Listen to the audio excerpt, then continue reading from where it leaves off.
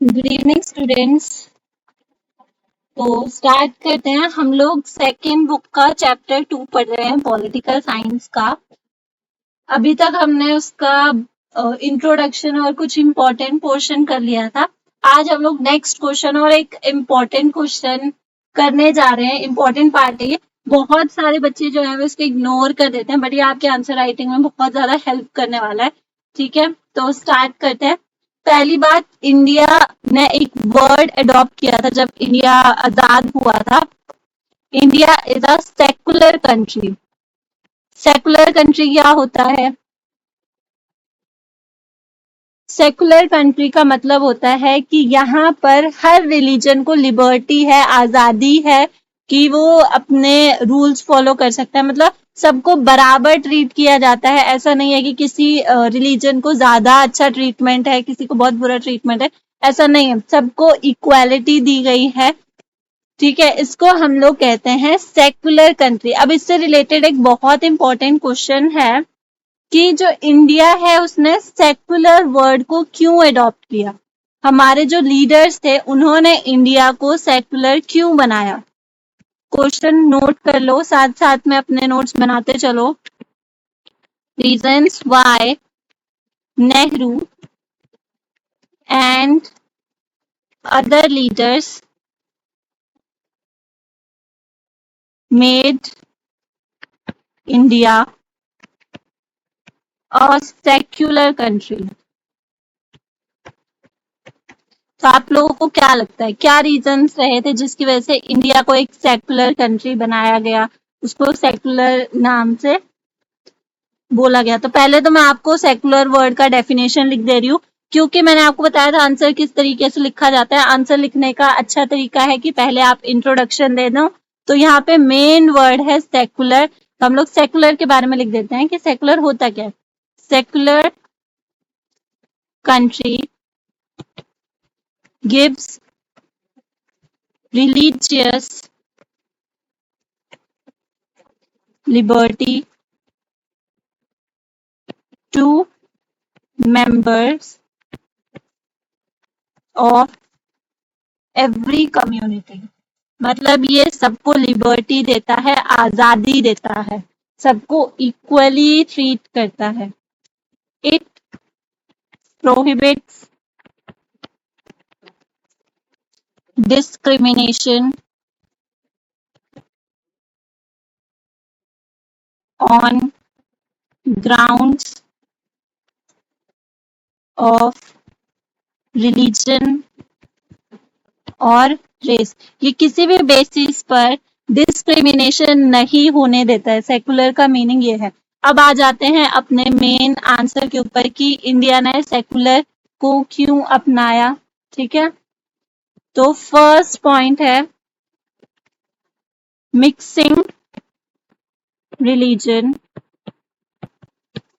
With politics could generate hatred। जो हमारे leaders थे उनके दिमाग में एक बहुत अच्छा पॉइंट आया था कि अगर वो रिलीजन को पॉलिटिक्स से मिक्स करेंगे तो ये एक हेट की तरफ बढ़ा सकता है। इसके जो कॉन्सिक्वेंसेस हो सकते हैं वो डेंजरस हो सकते हैं या अच्छे नहीं हो सकते। इसकी वजह से उन्होंने सोचा कि वो कभी भी रिलीजन को पॉलिटिक्स में मिक्स नहीं करेंगे, मतलब रिलीजन बेस्ड पॉलिटिक्स नहीं करी जाएगी। ये उस टाइम पे जब हमारा देश आजाद हुआ था उस टाइम के लीडर्स की थिंकिंग थी, आइडियोलॉजी थी। नेक्स्ट पॉइंट है our leaders believed in the ideals of democracy, freedom of religion,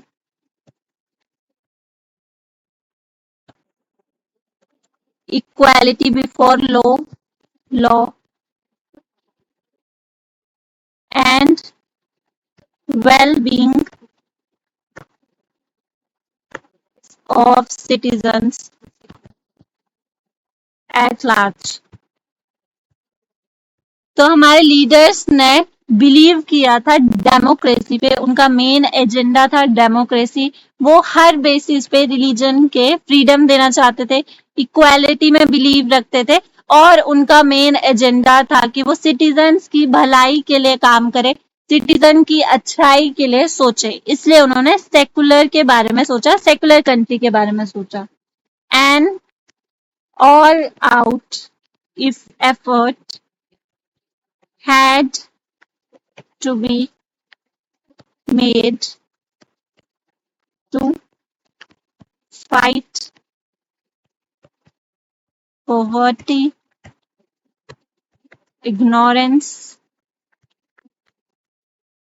disease, and inequalities।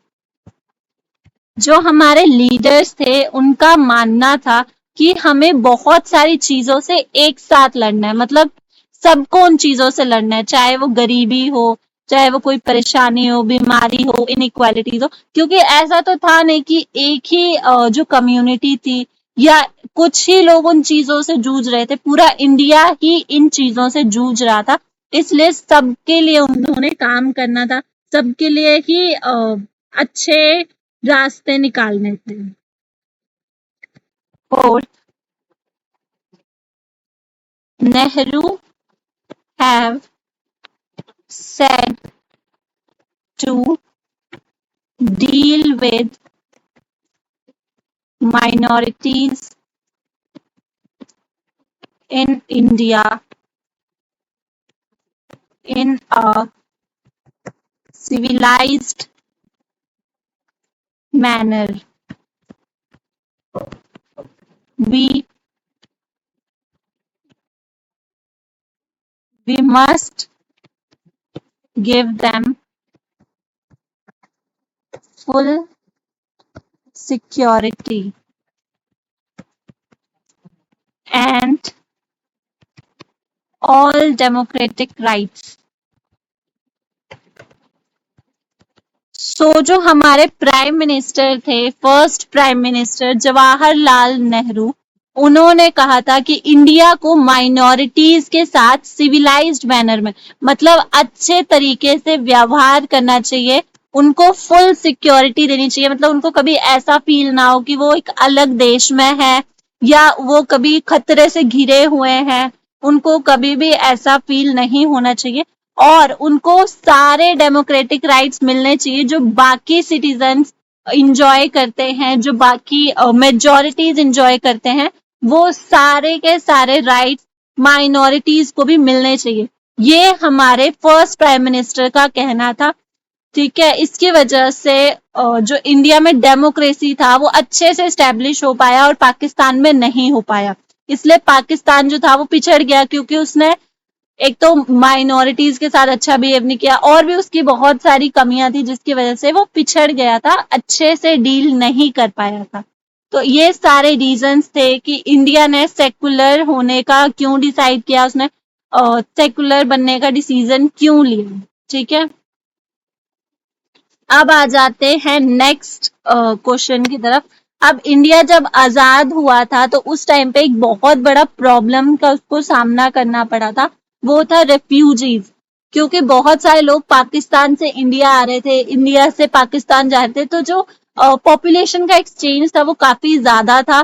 बहुत सारे हिंदू जो थे तो जो बहुत सारे हिंदू थे वो इंडिया आए थे, जिसकी वजह से पॉपुलेशन जो था इंडिया का वो काफी ज्यादा बढ़ गया था। तो उनको दोबारा से अच्छी तरह से रिहेबिलेट करने के लिए, उनको दोबारा से बसाने के लिए, एक अच्छा लिविंग स्टैंडर्ड देने के लिए इंडिया ने क्या क्या कदम उठाए थे, ये आपका क्वेश्चन है next. Measures taken to rehabilitate the refugees, मतलब दोबारा से रेफ्यूजीज को किस तरीके से बसाया गया, क्या क्या कदम उठाए गए थे उनको बसाने के लिए।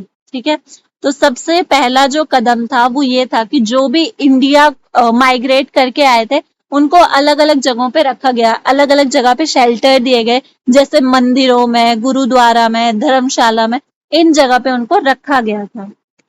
Those migrated to India। ये जो सारे एडिशनल क्वेश्चंस होते हैं ना, ये सारे आपको काम आते हैं अपने आंसर को बड़ा करने में, अपने आंसर को अच्छे से एक्सप्लेन करने में। और ये जो मतलब आगे की तैयारी कर रहे हैं गवर्नमेंट जॉब की, उसमें ये सारी चीजें काम आती हैं, ठीक है। ये वो पॉइंट्स है ना जो कोई आपको अलग से नहीं बताएगा, बट इनका अपना एक इम्पोर्टेंस होता है। अच्छा होगा कि आप इनको लाइटली ना लें और इग्नोर ना करें, ठीक है। तो मंदिरों में, गुरुद्वारा में, धर्मशालाओं में उनको जो शेल्टर थे वो दिए गए थे माइग्रेटेड पीपल को, ठीक है, जो पाकिस्तान से इंडिया आए थे बंटवारे के समय पे। फिर आ जाते हैं नेक्स्ट पॉइंट पे। जब इंडिया आजाद हुआ था तो काफी दिन तक जो स्कूल्स थे वो बंद रहे थे। बंद इसलिए रहे थे ताकि लोगों को वहां पर रखा जाए, क्योंकि बहुत सारे लोग माइग्रेट हुए थे, लाखों में लोग माइग्रेट हुए थे। तो उनके लिए मंदिर, गुरुद्वारे या धर्मशालाएं काफी नहीं थी। बहुत सारे लोगों को यहाँ पर भी आना पड़ा था, मतलब स्कूलों में भी रहना पड़ा था, जिसकी वजह से स्कूल काफी समय तक बंद रहे थे। The schools remained. और जाहिर सी बात है बंटवारे के समय पे कौन ही स्कूल जाएगा जब जान का खतरा हो। Close for some time to provide shelter to refugees। refugees को शेल्टर देने के लिए उनको बंद रखा गया था। आ जाते हैं नेक्स्ट पॉइंट पर। अब ये तो चलो उनके रहने का हो गया, बट उनके खाने का क्या? क्योंकि माइग्रेटेड थे वो, ना उनके पास जॉब था, उनके पास कुछ भी रिसोर्स नहीं था जिसकी वजह से वो अपने आप को संभाल सकते या अपना ध्यान रख पाते। तो बहुत सारे ना लोगों को स्पेशली ये काम दिया गया था कि वो फूड सप्लाई करेंगे, ठीक है। वो इन लोगों का ध्यान रखेंगे जो कि माइग्रेट करके आए, कि उनको हर टाइम दवाइयां मिलती रहे, खाना मिलता रहे। तो इस चीज के लिए खास लोगों को अपॉइंट किया था। The voluntary bodies supplied them food, ठीक है। वॉलेंट्री बॉडीज मतलब वो खास लोग जिनको अपॉइंट किया गया था फूड सप्लाई करने के लिए। अब कब तक बेचारे ये फूड सप्लाई करते रहते? कुछ टाइम के बाद तो उनको अपने पैरों पर खड़ा होना ही पड़ता ना। तो गवर्नमेंट जो थी उन्होंने गवर्नमेंट जॉब्स दिए थे लोगों को। गवर्नमेंट क्या, बहुत सारी जॉब्स दी थी, गवर्नमेंट ही नहीं बहुत सारी जॉब्स लोगों को दी थी ताकि वो अपनी स्थिति को सुधार सके और अच्छे से अपने परिवार का आगे ध्यान रख सके। और क्या हुआ था, और इंडिया से भी तो कुछ मुस्लिम्स जो थे, इंडिया से भी तो मुस्लिम्स बहुत सारे माइग्रेट करके गए थे पाकिस्तान। तो उनकी प्रॉपर्टीज जो थी वो एक्सचेंज करी गई थी। जैसे मान लो कि यहाँ से एक फैमिली गई पाकिस्तान और वहां से एक फैमिली आई इंडिया, तो गवर्नमेंट के थ्रू बात करके वो जो हिंदू थे जो पाकिस्तान में रहते थे उनको यहाँ पर प्रॉपर्टी दी गई, और जो मुस्लिम्स जो थे वो जो यहाँ पे रहते थे उनको वहां पर प्रॉपर्टीज दी गई। मतलब दो फैमिलीज की प्रॉपर्टी एक्सचेंज की गई थी गवर्नमेंट के थ्रू। Okay, Muslims who migrated to Pakistan, their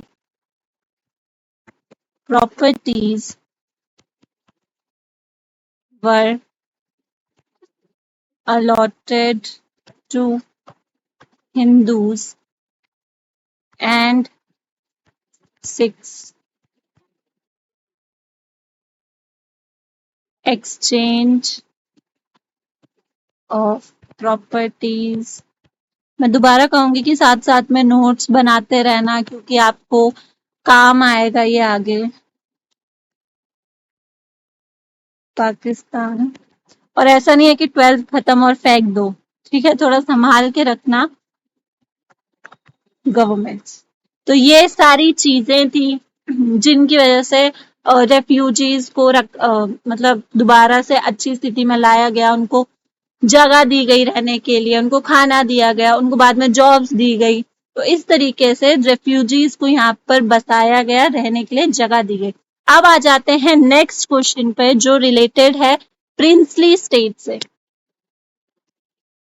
reasons for the integration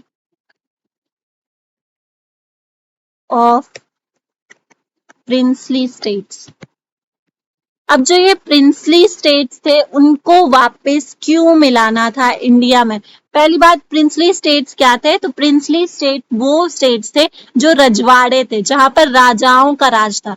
for example Jammu and Kashmir, Hyderabad, Mysore, ये कुछ ऐसी जगह थी जहां पर आजादी के समय पर भी, आजादी के बाद भी राजाओं का राज था।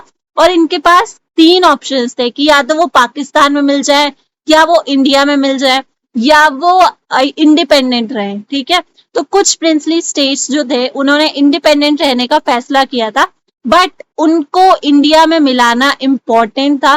क्यों इम्पोर्टेंट था वो रीजंस हम लोग देख लेते हैं। फर्स्ट रीजन तो वही है जो आप लोग सब देख रहे हैं, सोच रहे हैं, मतलब threat to India's security.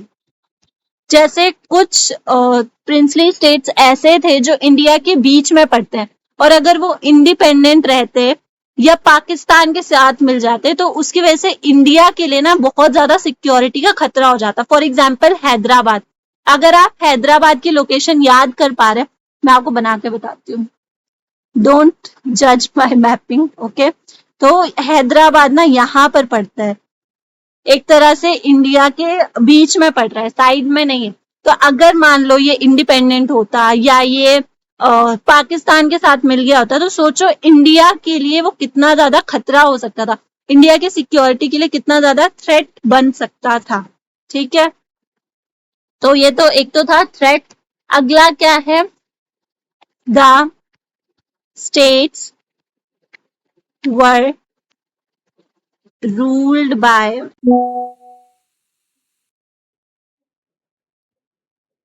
Autocratic Kings. तो जो ये स्टेट्स थी वो ऑटोक्रेटिक किंग्स के थ्रू रूल की जा रही थी। ऑटोक्रेटिक किंग्स होते हैं जो अपनी गवर्नमेंट बनाते हैं, जहां पर जिनका अपने ही सारा पावर होता है। मतलब जो पुराने जमाने के राजा नहीं होते थे, सब कुछ पावर, सत्ता, सब कुछ इनके हाथ में, जो इनका मन होगा ये वो करेंगे। तो ये भी एक तरीके से खतरनाक चीज था कि अगर यहाँ पे राजा ही राज करते रहते तो डेमोक्रेसी को स्टैब्लिश करना मुश्किल हो जाता, क्योंकि कई बार राजा हम पे हमला कर देते हैं, या कई बार जो आसपास के लोग हैं वो इंस्पायर होते कि राजा मतलब कितना अच्छा राज कर रहा है, या मतलब कुछ भी हो सकता था। ठीक है, तो डेमोक्रेसी के लिए ये एक खतरा था कि यहाँ पे अगर वो आजाद हो जाए या कुछ भी राजा न्यू पॉलिसीज बनाए उसकी वजह से। ओके, नेक्स्ट पॉइंट है there was a danger of chaos. तो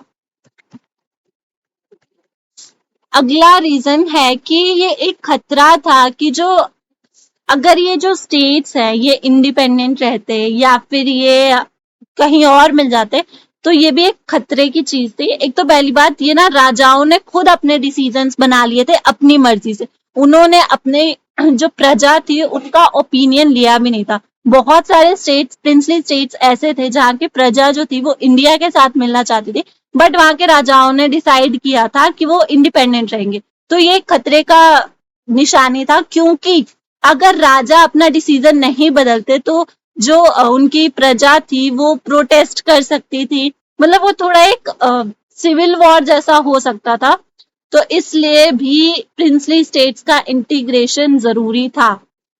तो आई होप आप लोग समझ गए होंगे, और आज के लिए बस इतना ही। आप लोग अपने घर पे पढ़ाई करते रहे, नोट्स बनाते रहे, रिवीजन करते रहो, ठीक है। और बस इतना ही, थैंक यू आज के लिए।